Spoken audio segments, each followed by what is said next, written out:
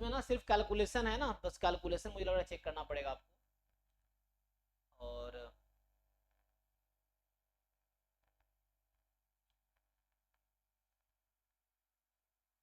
इसमें क्या है, कैलकुलेशन चेक करना, वही बोल रहा हूँ जो थर्ड ऑप्शन कह रहा है ना।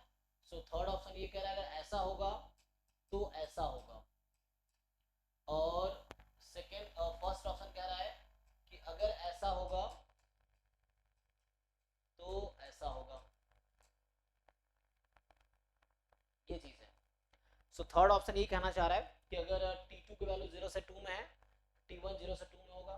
फर्स्ट ऑप्शन ये कह रहा है, और चूंकि फर्स्ट और फोर्थ एक ही बात कह रहा है और सेकेंड और थर्ड एक ही बात कह रहा है, तो कोई प्रॉब्लम नहीं है।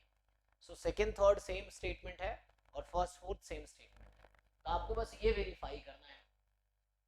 तो जैसे हम यहाँ ये ढूंढ रहे थे, अब मेन है इसको डिवाइड करना उससे, एक्स बार इंटू 1 माइनस एक्स बार से। देखो इनिशियली हम हिट एंड ट्रायल कर सकते हैं। हिट एंड ट्रायल में क्या है कि जैसे अभी के लिए मैं मान लूँ अगर ऐसा,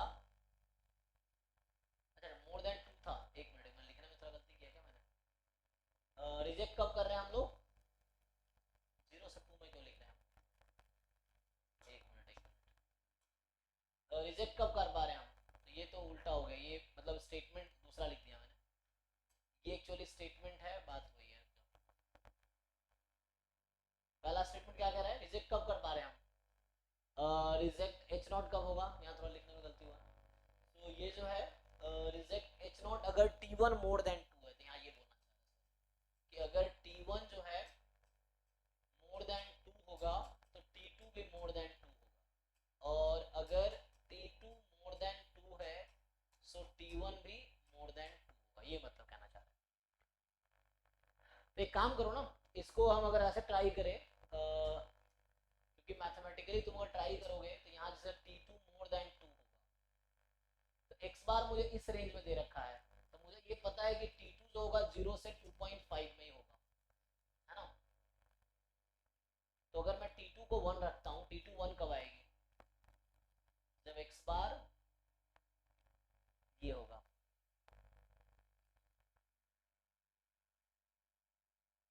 सर T2 का जो वैल्यू है वो हाँ। मेन इंटू 0.5 एक्स बार माइनस 0.5 उसको बैठा दीजिए, तो वहां से हमें एक्स बार का वैल्यू मिल जाए।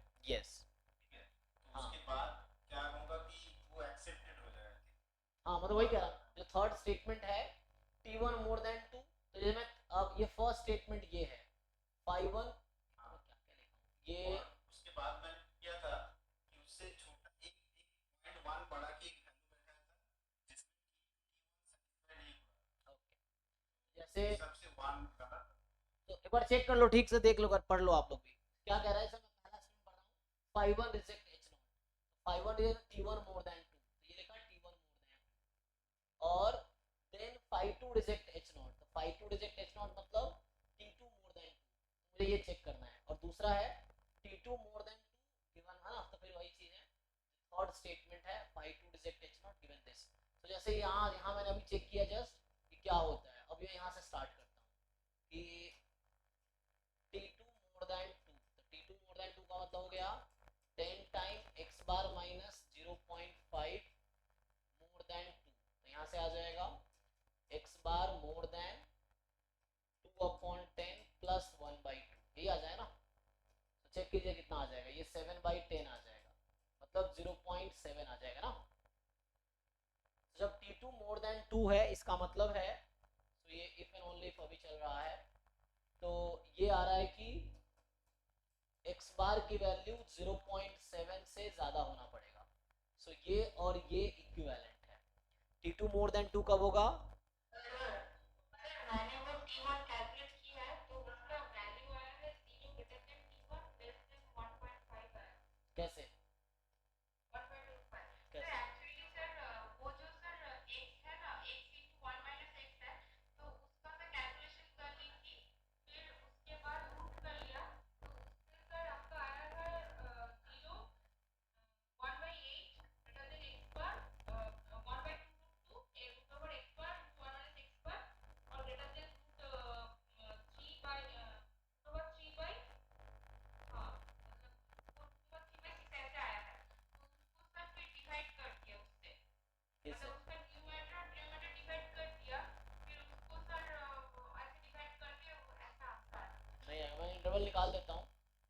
सारे अप्रोच इस क्वेश्चन के हैं। तो एक अप्रोच है वो सजेस्ट कर रहे हैं, एक तुम्हारे कैलकुलेशन में मुझे थोड़ा भरोसा नहीं है तो मैं खुद कैलकुलेशन करके देखता हूँ, तो वो थोड़ा है। सो इसमें क्या करते हैं अभी, ठीक है, जो सजेस्ट कर रहे हैं इस तरीके करते हैं। सो T2 मोर देन 2 का मतलब हो गया x बार मोर देन 0.7। अब इसको थोड़ा इम्प्लाई करते हैं, तो x बार 0.7 से ज्यादा है, ठीक, मान लीजिए 0.8 रख लीजिए, तो x बार को 0.8 रख के T1 की वैल्यू निकालो। तो T1 की वैल्यू क्या होगी अगर मैं x बार को 0.8 रख देता हूँ, पुट कीजिए सर 0.7 अच्छा, उससे फायदा होगा। ठीक है 0.71 रख दीजिए, चलिए तो आप x बार को 0.71 रख दीजिए, 0.71 रख के चेक कीजिए क्या आता है। सो 5 इंटू 0.71 माइनस 0.5, सो 0.21 हो जाएगा अपॉन रूट में, फिर आपका x बार है तो 0.71 इंटू 1 माइनस ये आ जाएगा 0.29, यही ना। इसको जरा कैलकुलेट कीजिए कैलकुलेटर से कितना आता है। दूसरा अप्रोच भी मैं कराता हूँ जो बता रही है ना, उससे भी हो जाएगा। सो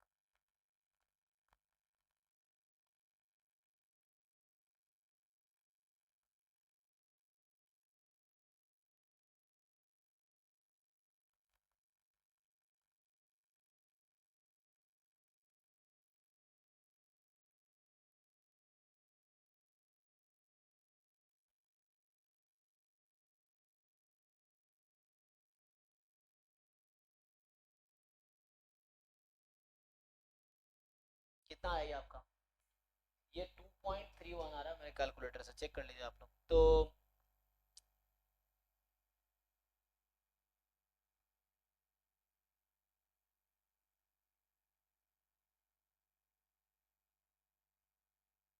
उससे बड़ा है ना, सो यहाँ 2 पॉइंट समथिंग आ गया। इसका क्या मतलब है कि जब T2 मोर देन 2 है तो ये भी मोर देन 2 आ रहा है ना।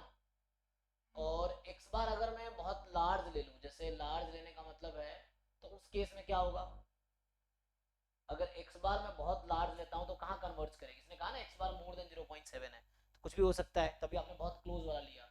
अगर मैं x bar tends to infinity ले लूँ एग्जांपल के लिए, तो आप बताओ T1 टेंस टू क्या आएगा।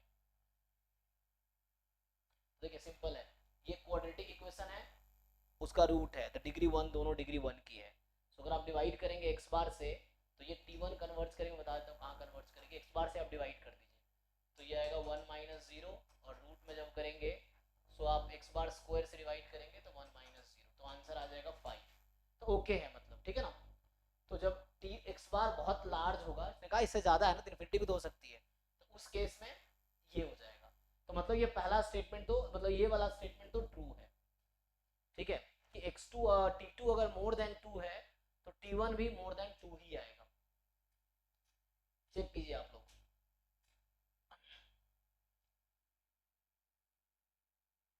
और अगर तीसरा ट्रू है तो तीसरा स्टेटमेंट है ना, थर्ड स्टेटमेंट और सेकेंड स्टेटमेंट सेम है, फर्स्ट और फोर्थ स्टेटमेंट सेम है, ठीक है। तो अगर तीसरा सही, दूसरा तीसरा सही हो गया, 2 3 करेक्ट है। व्हाट अबाउट 1, अब 1 के बारे में सोचो आप, तो T1 मोर देन 2 है ना। अच्छा, हमें ये बता रखा था कि x बार जो है, अच्छा जीरो x बार यहाँ 0 पॉइंट से ओ 1 मिनट, तो हमें बहुत आगे जाने की जरूरत ही नहीं है, इसकी हालांकि जरूरत भी नहीं थी। क्यों जरूरत नहीं है, क्योंकि हमें क्वेश्चन में गिवन है, यहाँ हमें गिवन है ना x बार कहाँ तक जा सकता है, 0.75 तक ही जा सकता है, तो उसके आगे चेक करने की जरूरत ही नहीं है मुझे। इसने कहा 0.7 ज्यादा होगा, तो इस केस में 7 मान लिया। अगर मैं x 0.75 भी ले लूं, है ना, या उससे कम 0.74 लीजिए, तब भी आपका T1 मोर देन 2 आएगा, आप चेक कीजिए, है ना, क्योंकि वो इंक्रीज कर रही है, तो ये ठीक है। अब दूसरे तरीके से चेक करते हैं, T1 मोर देन 2 है क्या इसका कन्वर्स ट्रू होगा?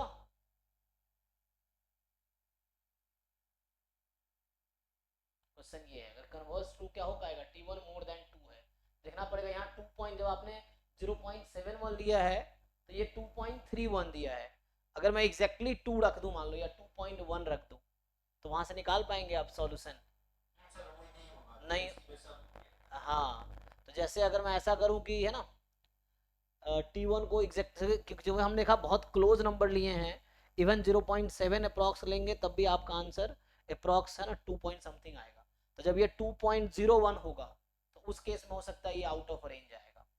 तो ये बाहर आ जाएगा, वो नीचे आ जाएगा उसके नीचे। हाँ, तो ये 2 से कम हो जाएगी। जैसे मैं अगर बोलूँ इससे कम हो जाएगी, हाँ जैसे मान लो यहाँ बोल रहा हूँ T1 एग्जैक्टली 2.01 है, तो उस केस में हो सकता है x बार आपका है ना इससे कम हो जाए 0.7 से, तो इस केस में ये T2 2 से कम हो जाए, तो इसलिए ये गलत हो जाएगा। सर मैंने 0.64 लिया था 67 ईयर की, ओके। अब मेरा 2 रिजेक्ट मतलब सही नहीं हो रहा था मान। ठीक है, तो उससे हो जाएगा। दूसरा ऑप्शन था जैसे मैंने T2 का रेंज निकाला कि जब x बार हाफ से ये है, तो वैसे ही T1 का भी रेंज निकाला जा सकता है अगर आप चाहो तो। Q1 का रेंज, सर Q1 का जो रेंज नहीं निकल सकता है क्योंकि एग्जाम में मुझे इनइक्वालिटी मैंने किया था, 2 इनइक्वालिटी आ जाएगा, तो उससे बहुत प्रॉब्लम हो नहीं जाएगा। नहीं, कोई नहीं होगा, देखिए मैं निकाल के बता देता हूँ। आप करिए। सो 1 माइनस 2x, x बराबर 0, सो x बराबर हाफ आ गया, तो इसकी जो मैक्सिमम वैल्यू आएगी वो हाफ पे आएगी। मतलब ये यहाँ पे x का जो इंटरवल हमें दे रखा था कि वैल्यू जो है 0.5 से 0.75 ये दे रखा है ना क्वेश्चन में x बार का रेंज। तो अभी मैंने जस्ट इसको मैक्सिमाइज कर रहा हूँ, मैं कुछ नहीं कर रहा हूँ, मैं gx को मैक्सिमाइज कर रहा हूँ। एक्चुअली x बार माइनस x बार स्क्वायर है, मैं जस्ट अभी के लिए x लिखा हूँ सो दैट सिंप्लीफाई। मैं डिनोमिनेटर जो है ना उसकी वैल्यू को ऑप्टिमाइज कर रहा हूँ। तो यहाँ से क्या होगा, तो इसने कहा कि g डैश x निकाला 1 माइनस 2x, x बराबर हाफ, हाफ तो यहाँ है ही नहीं, इसका क्या मतलब है ये मैक्सिमम मिनिमम अपने एंड पॉइंट पे ही देगा। सो ठीक है, हाफ ही क्रिटिकल पॉइंट है। सो g ऑफ 1/2 कितनी आएगी, 0.5 कितनी आ जाएगी, सो 1/2 माइनस 1/4, हालांकि डोमेन में नहीं है लेकिन मैं जस्ट चेक कर रहा हूँ यहाँ पे ना। और अच्छा तो एक काम करते हैं, तो ऐसे भी लिख सकता हूँ मैं कि ये जो क्वांटिटी है 1 माइनस 2x, ये क्या होगी जब x 0.5 से ज़्यादा लेंगे तो क्या होगी, so this is negative, this will be negative if and only if क्या आएगा, x मोर देन 1/2, यही ना, चेक कीजिए। तो बस मैं ये चेक कर रहा हूँ कि ये फंक्शन क्या है। तो g डैश x नेगेटिव है if and only if x more than 1/2, इसका मतलब ये हुआ कि जब x 1/2 से ज़्यादा है तो ये फंक्शन क्या है, डिक्रीजिंग है।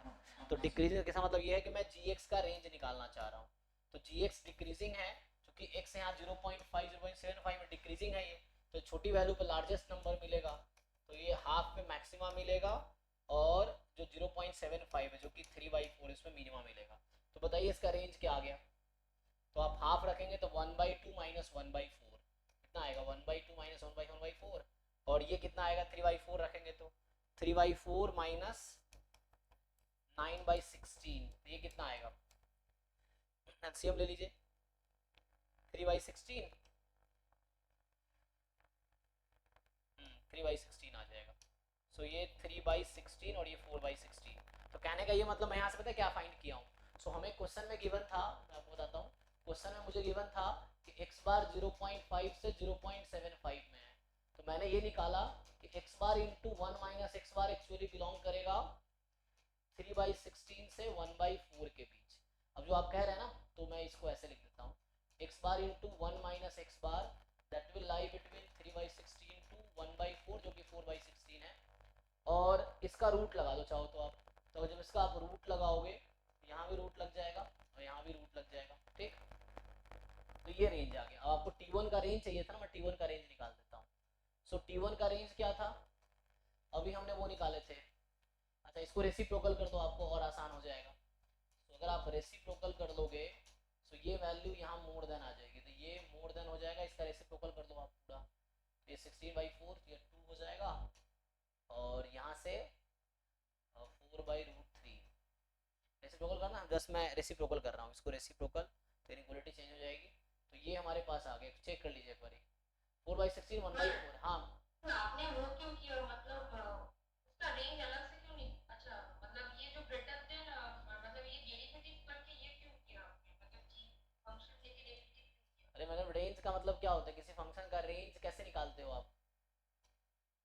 मैक्सिमम मिनिमम वैल्यू निकाला है फंक्शन का एक्चुअली उस डोमेन पे, ताकि मुझे पता चले कि फंक्शन किस दो नंबर के बीच है, मिनिमम वैल्यू क्या है मैक्सिमम वैल्यू क्या है, ताकि ये पता चले किस पॉइंट पे मिनिमा है किस पॉइंट पे मैक्सिमा है।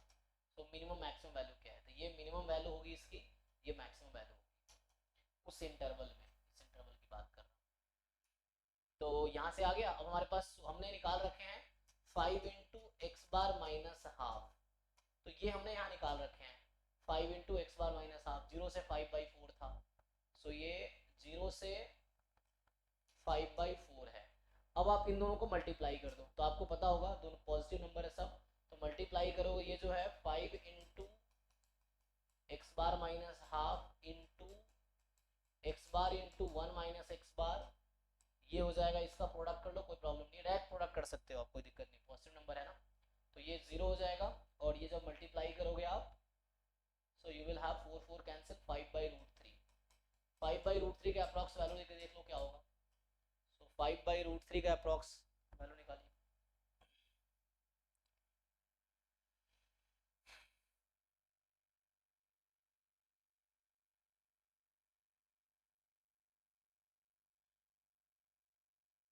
ये 2.88 आएगा, ये आपका T1 का रेंज है। हाँ, सो यहाँ से मैं कहना चाह रहा हूँ, सो T1 का रेंज जो है 0 से 2.88 है, T2 का रेंज था 0 से 2.5 और T1 का रेंज है 0 से 2.88, ये रेंज है। अब ये बोलना चाह रहा है कि अगर T1 मोर देन 2 होगा तो क्या T2 भी मोर देन 2 होगा, ये देखना है आपको। तो आपने देखा था कि T2 मोर देन 2 था, 0.7 से ज़्यादा एक्स बार आया था, तो इस केस में 2.31 था, 2.31 से स्टार्ट होगा। यहाँ क्या होगा, अगर आप T1 जब 2 के करीब होगा तो ये वैल्यू T2 2 से कम आ जाएगी। तो अब थोड़े से कैलकुलेशन और आप कर सकते हो, देन यू कैन रियलाइज कि हाँ ऐसा है। तो यहाँ से अभी करेक्ट ऑप्शन क्या हुआ, इसमें करेक्ट ऑप्शन होगा 2 और 3, 1 4 आउट है, तो 2 और 3 करेक्ट स्टेटमेंट आंसर है। थोड़े से वर्क कीजिए समझ आएगा, है ना। अच्छा ये तो लॉस हो गया, तो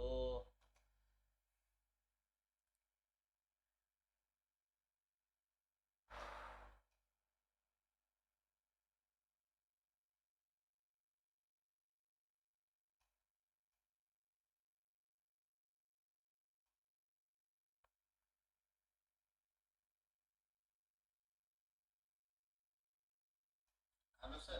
जी जी सर वो जो आपका मैं पॉइसन प्रोसेस वाला वीडियो देख रहा था, हाँ हाँ ठीक है, तो उसके ऊपर थोड़ा डाउट है, एक बोलिए। क्लास होगा, टाइम हाँ होगा सर आपका? हाँ बताइए क्या डाउट है।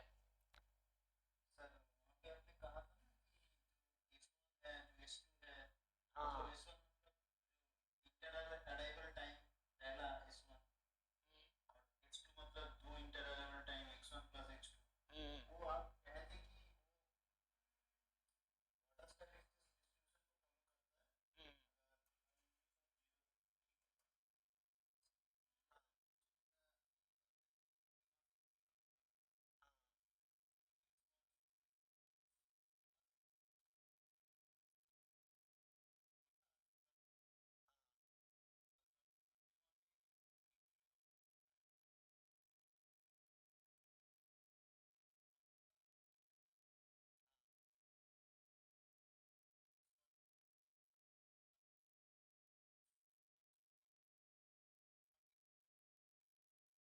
ये एक्चुअली थ्योरम एक बुक में है, SM रॉस की बुक है ना, इंट्रोडक्शन टू प्रोबेबिलिटी मॉडल्स। हाँ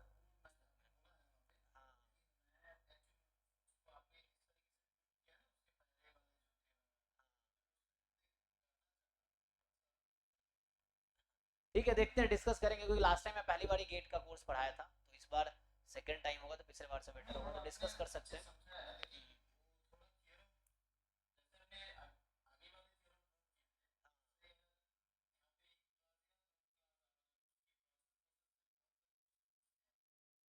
हाँ तो डिस्कस कर सकते हैं, कोई दिक्कत नहीं, कोई मुझे भी सीखना ही है, समाओ मैं भी सीखना ही चाह रहा हूँ, तो हो जाएगा, तो उसको डिस्कस कर सकते हैं पॉइजन प्रोसेस। ये भी देख लेते हैं इसमें क्वेश्चन, वही मैं कह रहा हूँ सब लोग ट्राई करके आओ, जो जो क्वेश्चंस में रह जाते हैं तो वो टॉपिक हम डिस्कस कर सकते हैं, क्योंकि कुछ टॉपिक मेरे लिए बहुत नया है, जो मुझे भी है ना वर्क करना है, तो वर्क करके हम डिस्कस कर सकते हैं, ये है, कर सकते हैं, कोई प्रॉब्लम नहीं, उसको हम डिस्कस कर लेंगे। ये क्या है, ये कहीं ना कहीं कोलमोग्रोव स्पिनो टेस्ट जैसा दिख रहा है हाँ, तो। और वो मैं पूछा था। हाँ, तो ये कोलमोग्रोव स्पिनो जैसा है। देखिए क्या कहना चाह रहे हैं कि x1 x2 xn be a random sample from a known distribution with absolutely continuous CDF f है, f not specific c5 absolutely continuous CDF है।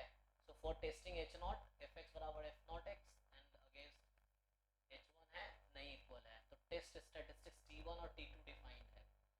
तो इसमें डिफरेंस क्या है, बस यहाँ पे सुप्रीम वैल्यू लिया है इसका और यहाँ पे सुप्रीम एन टाइम किया है, जस्ट यहाँ एन टाइम किया, बाकी तो सेम ही है, यहाँ एन टाइम।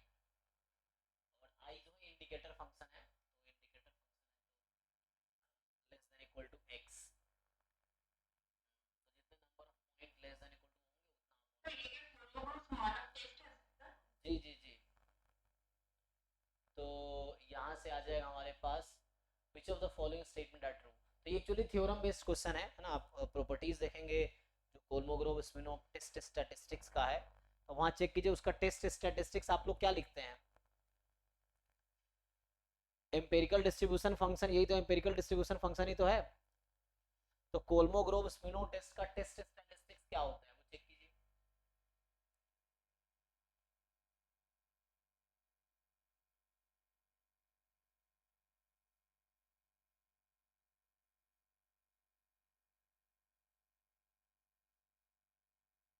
देख के बताइए आप लोग, T1 T2 में से कौन सा टेस्ट स्टैटिस्टिक्स है कोलमोग्रोव स्पिनो टेस्ट का।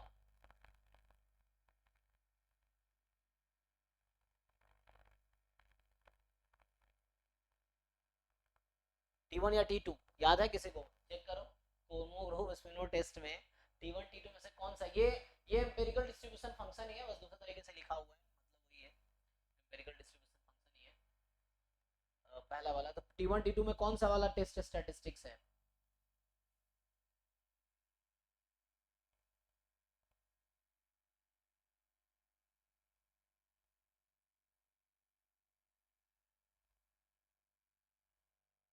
तो T1 होता है, अगर आप बुक में चेक करोगे तो T1 देगा आपका ना, ये T1 is the test statistics है, और ये उन्होंने एन टाइम करके उसी को लिखा है।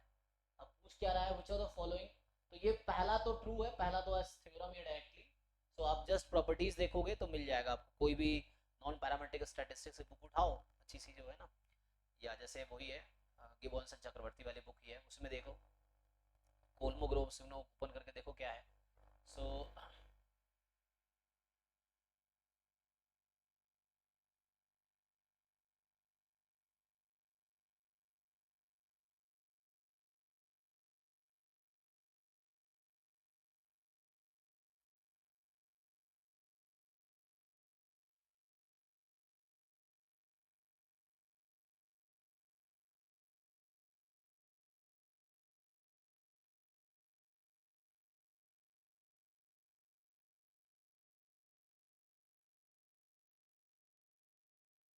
चेक करके बताओ।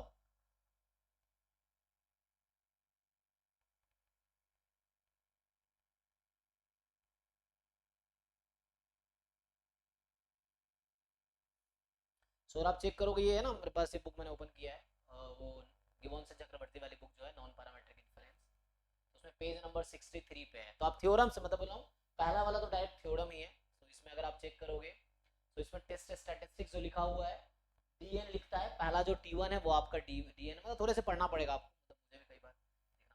तो इसमें जो लिखा है इन्होंने डीएन जो है आपका ये पहला वाला है टेस्ट स्टैटिस्टिक्स, तो उसके लिए डायरेक्ट थ्योरम यहाँ पे है।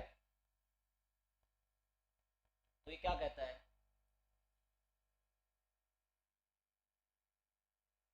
दिस कन्वर्जन, बाद में इन्होंने रूट एन टाइप भी लिया, एन टाइम लिया ना, दूसरा टेस्ट स्टैटिस्टिक्स लिख रहा है ये। अगर टेस्ट स्टैटिस्टिक दिया हो और डीएन स्क्वायर का स्क्वायर 2 में भाग, हाँ ये भी थ्योरम है, यस। तो रिजल्ट्स है ना ये। वो T1 इन वही तो सर है, मतलब वो दिया है सर। जी जी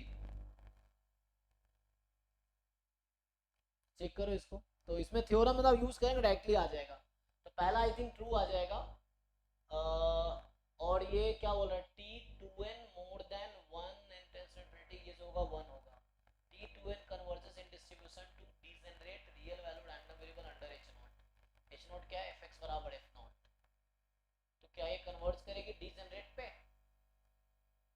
तो ये सब है ना डायरेक्टली थ्योरम्स हैं, थ्योरम्स को आपको अप्लाई करना है। चेक करके बताओ एक बारी। तो ये आपको थोड़े से कोलमोग्रोव स्पिनो का थ्योरी पढ़ना पड़ेगा, तो जाके चीजें क्लियर हो जाएगी।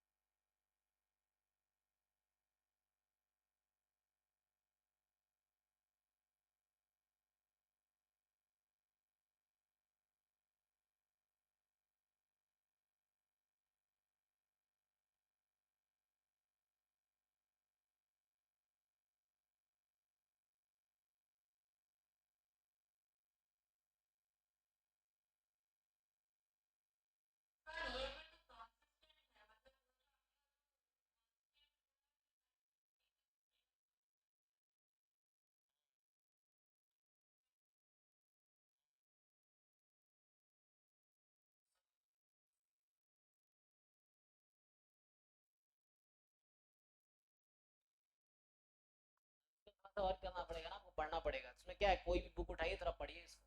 तो बोल रहा हूँ, जैसे ये वॉमसन चक्रवर्ती एक बुक है, उसमें आप बहुत डिटेल में लिखा नहीं है उन्होंने। कोई भी आप जस्ट आप ऑनलाइन भी आप बहुत सारे आर्टिकल्स मिल जाएंगे आपको जहाँ पे कोलमोग्रोव स्पिनो टेस्ट डिस्कस किया होगा। अगर मैं डिस्कस करूँगा एक क्लास तो इस पे ही चला जाएगा फिर। तो आप अगर चेक कीजिए, मेनली जैसे आपको पढ़ना है कि ये टेस्ट होता क्या है, टेस्ट स्टैटिस्टिक्स क्या है, टेस्ट स्टैटिस्टिक्स की प्रॉपर्टीज क्या है। सो वो प्रॉपर्टीज मतलब थ्योरम से होंगे, तो वो थ्योरम्स याद रखने। ये जो स्टेटमेंट है ये थ्योरम बेस्ड ही है, बट कई बार घुमा देता है, तो आपको देखना है कि एग्जैक्टली वही है जो थ्योरम है या थोड़ा चेंज किया हुआ है, तो उससे आपको क्लियर होगा। हाँ, क्या दिया है?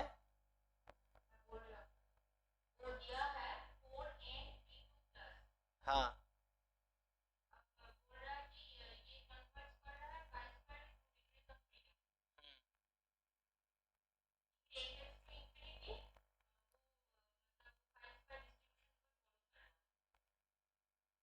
ठीक है, देन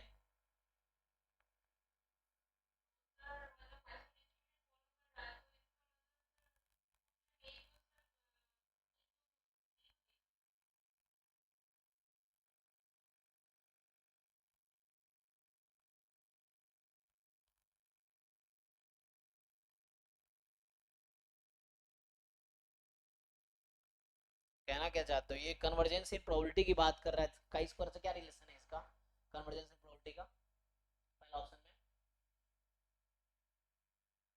तो ये कन्वर्जेंस इन प्रोबेबिलिटी है ना कि T1 converges in probability to 0, तो इसका रिलेशन का स्क्वायर से क्या है?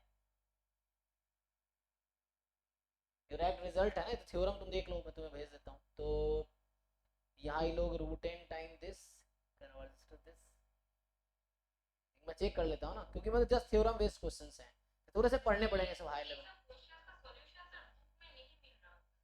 नहीं मिलेगा ना, वो तुम्हें समझ के खुद बनाना पड़ेगा, बुक में क्यों मिलेगा? क्योंकि बुक में ये थोड़ी, ये तो क्वेश्चन जैसे जिसने बनाए हैं तो उसने अपने हिसाब से ऑप्शन सेट किया, आपको डिसाइड करना है कौन सा ऑप्शन ट्रू है कौन सा ऑप्शन फॉल्स है। वैसे डिसाइड करेंगे जब हम वो अच्छे से कोलमोग्रोव स्पिनो टेस्ट को जानेंगे, तो पहले हमें है ना जो नॉन पैरामीट्रिक स्टैटिस्टिक्स है उसको ठीक से पढ़ना पड़ेगा, तब जाके ये चीज़ें ठीक होंगी ना। तो चूंकि गेट में है ये, तो मैंने लास्ट ईयर थोड़े से पढ़ाए थे, लास्ट ईयर में फर्स्ट टाइम गेट पढ़ाया था, तो काफ़ी चीज़ें मतलब मुझे खुद क्लियर हुआ था। अभी एक दो बार और पढ़ाएंगे तो और बेटर हो जाएगा। सो ये है। सो बाकी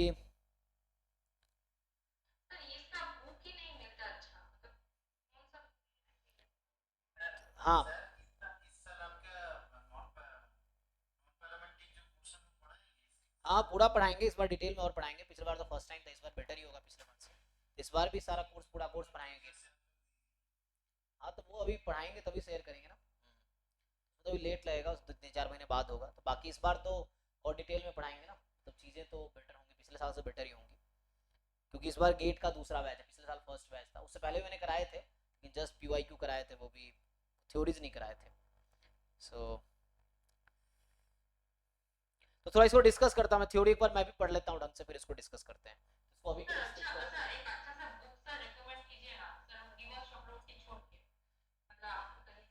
अच्छा वाला बुक, तुम एक अच्छा बुक लिखो, खुद से पढ़ के अच्छा लिखो, या फिर मुझे लिखना पड़ेगा?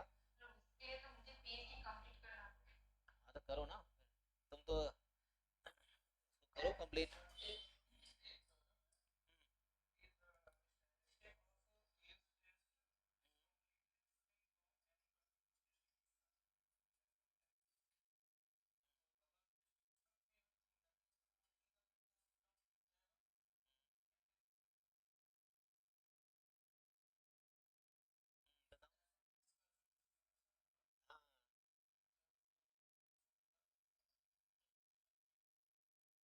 ठीक है, फिर कैसे कंक्लूजन निकाल सकते हैं? नहीं ये बोला Tn converges in distribution to a degenerate random real valued random variable under h naught. Yes, और जीरो पता है सर, तो बटे कांस्टेंट है तो होगा डिस्ट्रीब्यूशन, तो प्रोबेबिलिटी पे भी होगा। ठीक है, तो कांस्टेंट है तो प्रोबेबिलिटी में भी होगा, सही बात है। यस, तो इस तरीके से सर पहला प्रूव हो जाएगा। Then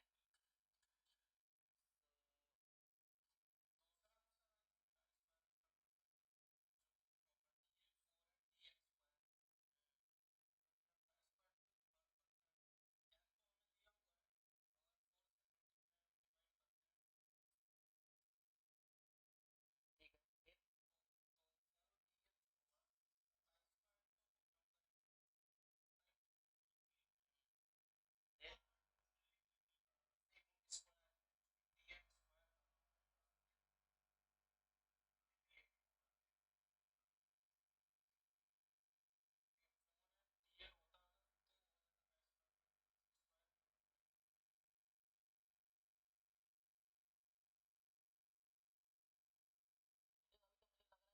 फिर then मुझे लग रहा है कि सेकेंड कह रहा है कि T2n converges in probability to 0, तो अगर 0 पे सेकेंड ट्रू हो जाएगा तो फोर्थ ऐसे ही ट्रू हो जाएगा, अगर सेकेंड ऑप्शन ट्रू हो गया तो फोर्थ वैसे ही ट्रू हो जाएगा, और बाकी देखना पड़ेगा कहाँ कन्वर्ज कर रही है वो। थोड़ा सा स्टडी करना पड़ेगा इसको ना मुझे, मतलब कुछ बुक में बहुत डिटेल में लिखा नहीं होगा, तो कुछ रिसर्च पेपर भी आपको पढ़ने पड़ेंगे। मतलब क्या है, जो नए नई चीज़ें आती रहती हैं ना वही बाद में बुक में आती हैं, तो पहले लोग रिसर्च करते हैं तो उसमें आपको रिसर्च पेपर्स में मिल सकते हैं इसका, कोलमोग्रोव स्विनो पे जो भी आर्टिकल्स या रिसर्च पेपर्स है वहाँ आप देख सकते हो। ये लोग मतलब कोई अच्छी बुक तो ऐसे मैंने जो एमएससी में पढ़े थे वही पढ़े थे, गिबन्स चक्रवर्ती वाली बुक पढ़ी थी तो वो वही पढ़ाया था उन्होंने, बाकी और भी बुक्स हैं बहुत अच्छी अच्छी। हाँ तो यही पढ़ाते हैं, उसमें भी बहुत डिटेल में लिखा नहीं है। और जनरली जो बाकी बुक्स देखो लो लेवल के उसमें क्या डेटा के अराउंड बात कर रहा होता है, लेकिन ये तो रैंडम वेरिएबल के अराउंड बात कर रहा है ना, ये डेटा के अराउंड बात नहीं कर रहा है कि तुम्हारे पास 10 सैंपल पॉइंट। क्यों नहीं कर सकते, तुम बिना कोशिश किए ही ना तुम सब अज्यूम कर लेते हो। मैंने बहुत बार कोशिश की है सर, मुझे नहीं किया तो सर ने मुझे फॉरवर्ड कर दी थी। अब तुम्हें क्या ही जवाब दूं मैं, अब तुम मुझसे ज्यादा विद्वान हो तो मैं तुम्हें कुछ कह ही नहीं सकता। नहीं नहीं सर, ऐसा हाँ तो वैसे मैं बोल ही नहीं सकता तुम्हें, मैं अभी गूगल कर रहा हूँ, इतने सारे रिसर्च पेपर मेरे फोन में आ रहा है, कैसे आ गया। वो डिफरेंट जर्नल से डिफरेंट वो होते हैं, कुछ जर्नल सब्सक्रिप्शन बेस्ड होते हैं, बहुत सारे जर्नल फ्री होते हैं, तो जो फ्री है उसका ऐसे ही आर्टिकल्स मिल जाएंगे, जो फ्री नहीं है तो उसका सब्सक्रिप्शन रहता है, वो कुछ रहते हैं उसके भी आर्टिकल मिल जाएंगे, आर्टिकल कहीं ना कहीं रिसर्च गेट पे या गूगल स्कॉलर पे कहीं ना कहीं मिल जाता है, तो कोशिश करने की बात है, ऐसा थोड़ी कि सारे रिसर्च पेपर नहीं ले सकते हम।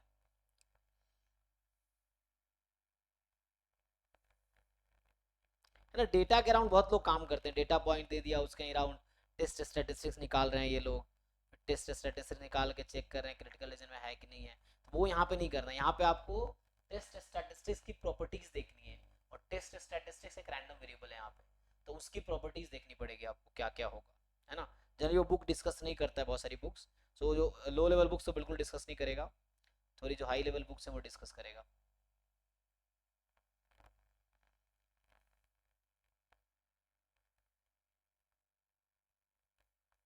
क्योंकि सब ना एमएससी लेवल का एग्जाम है तो थोड़े क्वेश्चंस तो एमएससी लेवल के ऊपर के ही होंगे, जो डायरेक्ट एमएससी में आपने हो सकता ना पढ़े हों, भाई कुछ ज़्यादा लोग लिखता नहीं है, बस ये टेस्ट स्टैटिस्टिक्स दे रखा है, बस थोड़ी बहुत प्रॉपर्टीज़ हैं, बस यही है, बाकी डेटा उटा से फाइंड कर रखा है। ठीक है, इसको अभी स्टडी करते हैं, थोड़ा सा स्टडी करना पड़ेगा तब जाके आगे कुछ होगा। अभी आगे बढ़ते हैं ज़्यादा टाइम किल ना करते हुए, अगले क्वेश्चन पे आते हैं। नेक्स्ट बताओ 21। बाकी जो भी मतलब जो सिंसियर बच्चे हैं जो सच में कर रहे हैं, आप एक एक क्वेश्चन सॉल्व करो, जो एंड में रह जाएगा वो मैं खुद ट्राई करूंगा, उसको फिर हम डिस्कस करेंगे, लेकिन ये क्योंकि इससे आपको भी सीखने को मिला मुझे। वो सर ऑप्शन 1 और ऑप्शन तो ये कह रहा है कि x भी discrete random variable with support sx, जैसा दे रखा है सपोर्ट 0 से 25 है, और ईच पॉइंट पे प्रोबेबिलिटी दे रखा है, तो ये एक्चुअली बाइनोमियल रैंडम वेरिएबल है ना, बाइनोमियल है 25, half, so x is binomial 25, half. अब आपसे पूछ रहा है कि कौन सा स्टेटमेंट ट्रू है।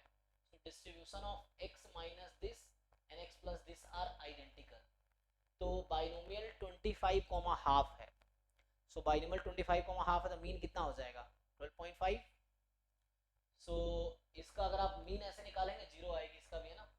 तो क्या डिस्ट्रीब्यूशन इन दोनों का आइडेंटिकल होगा, क्वेश्चन सर ये ये है। Sir binomial distribution is a symmetric distribution, इस वजह से सर ये आइडेंटिकल हो जाएगा। अच्छा, मतलब ये आसान क्वेश्चन है। तो अभी तुम्हें चेक करना है बस, x less than equal to 4 निकालो, मोर देन इक्वल 22, 22, 23, 24, 25, और यहाँ है 0, 1, 2, 3, 4, ठीक है ना। यहाँ 4 नंबर है, 22, 23, 24, 25, और यहाँ कितने नंबर 0, 1, 2, 3, 4। ये गलत कह रहा है ना, क्योंकि यहाँ पे 5 आ गया, 0, 1, 2, 3, 4, यहाँ 5 पॉइंट्स है, यहाँ पे 4 पॉइंट्स है, 22, 23, 24, 25। तो ये 4 ये 5 इक्वल तो नहीं होंगे दोनों, तो ये गलत है बी वाला। ये कह रहा है कोएफिशिएंट ऑफ वेरिएशन, तो ये इजी है। कोएफिशिएंट ऑफ वेरिएशन का फॉर्मूला आसान, एक क्वेश्चन आसान है हालांकि। अब यहाँ बस इसको देख लो, तो x का सपोर्ट कितना तुम्हारे पास था, ये था। अब x माइनस 12.5 का सपोर्ट निकल जाएगा 12 माइनस, क्योंकि इसका मीन ना 12.5 है। तो x minus mu and mu minus x have same distribution होता तो है। अगर है ना कोई डिस्ट्रीब्यूशन म्यू के अबाउट सिमेट्रिक है, मतलब कोई डिस्ट्रीब्यूशन है that is symmetric about mu, then x minus mu and mu minus x have same distribution. ये थ्योरम है ना, कि random variable symmetric sir about और म्यू। ये बाइनोमियल डिस्ट्रीब्यूशन में था कि ये सिमेट्रिक होगा, ये p इक्वल टू हाफ, और ये तो हाफ दिया है, इसीलिए मतलब बाइनोमियल डिस्ट्रीब्यूशन।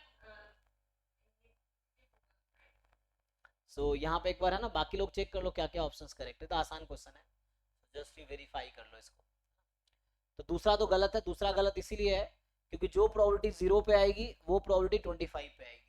तो यहाँ है 0 है ना, यहाँ पे 1 2 3 4 0 1 2 3 4 है, यहाँ 22 23 24 25। तो 25 0 पे इक्वल होगा, 24 1 पे, 23 2 पे, 22 3 पे, तो ये गलत है। फिर ऐसे ये हमारे पास क्या है ना, EX जो होगा 12.5 है और सिग्मा स्क्वायर है NPQ ना, तो 12.5 इंटू 1/2, इसका और हाफ कर लो, कितना आ जाएगा 6.25। ये चीज़ है। तो आपको बोल रहा है coefficient of variation in percentage, तो ये होता है सिग्मा अपॉन म्यू इंटू 100, तो ये हो गया आपका 6.25 का रूट अपॉन म्यू आपके पास है 12.5 इंटू 100, करके देखो कितना आएगा। तो कैलकुलेटर से निकाल लीजिए एक बार, देखिए क्या आता है ना। सो 6.25 का रूट अपॉन 12.5 और इंटू 100, ये फाइंड कर लीजिए, तो इसके लिए आंसर दिख जाएगा।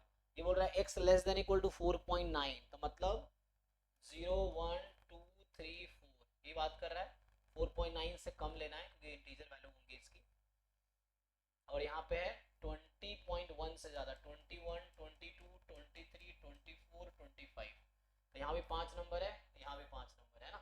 तो 25 और 0 पे सेम प्रोबेबिलिटी होगी, इक्वल टू दिया है सर, तो उससे क्या होगा, तो उससे तो 20 आ जाएगा ना, 20 तो आपने लिया है, तो 21 लिया। तो मैं क्या ही बोलूँ मैं। कौन सा ठीक है सर मुझे। ठीक है, तो ये हमारे पास ये करेक्ट है। और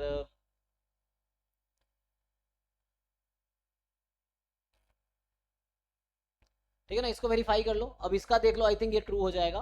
तो यहाँ पे ये ट्रू हो जाएगा क्योंकि हाफ है ना, तो हाफ के लिए अगर आप वो भी बनाओगे, डायग्राम भी बनाओगे, तो होता क्या है, मान लो जो 25 है ना, तो 13 पे मैक्सिमम होगा, 0 से 12 है ना, 13 पे ये मैक्सिमम आंसर देगा ना।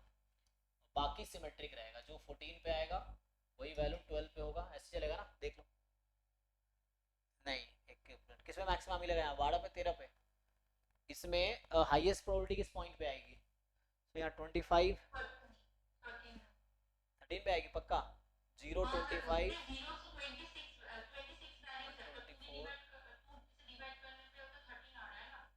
नहीं नहीं देखो, सो यहाँ से आएगा 14 प्लस 11, तो 12 13 ना 26 नंबर है, तो 26 नंबर है, इसका मतलब ये हुआ कि 12 13 दोनों पे सेम प्रोबेबिलिटी आएगी, है ना। इसके सपोर्ट में 26 नंबर्स हैं, सपोर्ट में 26 नंबर्स हैं, तो जो मीडियन होगा वो 2 वैल्यू आएगी ना मिडिल वाली, तो यहाँ पे क्या आएगा, मैं बस ये देख रहा था बना के क्या होगा। सो जो वैल्यू 12 पे आएगी वही 13 पे आएगी, 14 पे जो आएगी वो आएगी 11 पे, ठीक है, चेक कर लो आप चाहो तो खुद ही। सो 11 पे 14 पे सेम आंसर होगा, 12 13 पे सेम आंसर होगा, एंड सो ऑन, ऐसे चलता रहेगा ना, जो 0 पे और बाद में 25 पे, और चेक कर लो। तो हाईएस्ट वैल्यू जो आएगी 12 13 पे आएगी, और हमने इसका मेन 12.5 लिया था ना,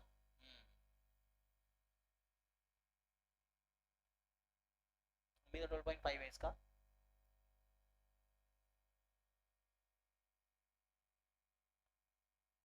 करेक्ट होगा, यानी पहला भी करेक्ट है। और ये चेक कर लो इसको कैलकुलेटर से, पर देख लो क्या आया, किसने कैलकुलेट किया, इसकी वैल्यू क्या आई, और देखो इसका क्या आता है 20, आई डोंट थिंक आएगा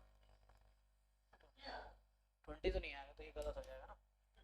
सो ठीक है ना, सो ये गलत है, तो पहला और चौथा करेक्ट हो जाएगा, ठीक है, इस तरह से। तो ये बेसिक बाइनोमियल की प्रॉपर्टी पे क्वेश्चन है, ये तो बाइनोमियल की प्रॉपर्टी पे था।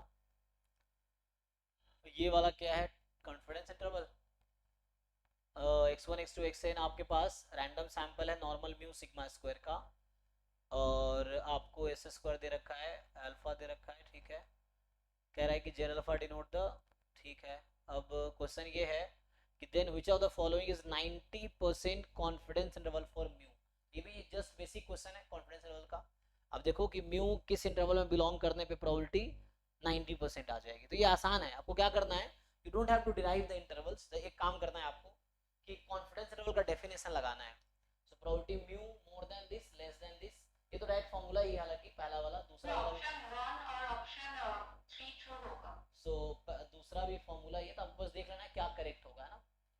सो ये जस्ट इजी है, just you have to decide कि mu belongs to these two intervals, construct भी कर सकते हो आप, पाइवटल क्वांटिटी कंस्ट्रक्ट करके वन साइडेड करके आप कंस्ट्रक्ट भी कर सकते हो। तो ये भी इजी क्वेश्चन है, जस्ट कॉन्फिडेंस लेवल बेस्ड है, तो यहाँ से हो जाएगा,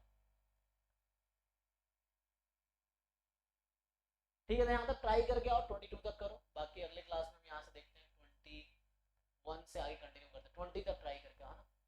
बाकी जो क्वेश्चंस, मतलब एक एक क्वेश्चन सॉल्यूशन लिखो, जो रह जाएगा वो मैं डिस्कस करूंगा। तो अभी 21 से हम कल कंटिन्यू करते हैं, कल तो क्लास नहीं होगी, कल मैं ट्रैवल कर रहा हूँ, कल छुट्टी रहेगी, परसों क्लास होगी, तो ठीक है। तो अभी यही स्टॉप करते हैं, चलिए, थैंक यू, अभी जैम के बैच का टाइम हो गया। अब बाकी आप लोग सॉल्व कीजिए, पूरा असाइनमेंट सॉल्व करो, फिर जो डाउट है डिस्कस करो।